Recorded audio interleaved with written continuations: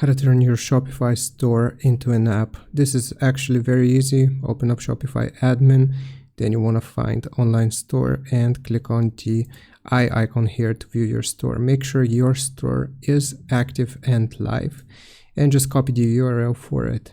Next, we will go to this app called Replit. You will need to create an account for it. And here you will just give it a prompt, you will paste the link into a mobile app and you want to send this command.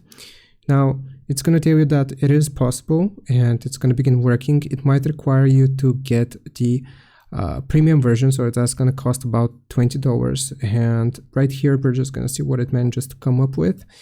Okay, I'll build you a mobile app that mirrors. Let me fetch the store's data so I can replicate its branding and products. Then I'll get the Expo app.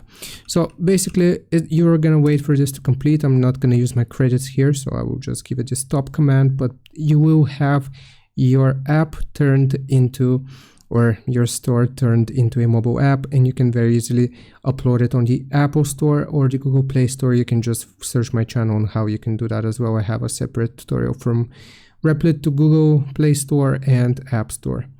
I hope this helps. Leave a like and subscribe. I will see you next time.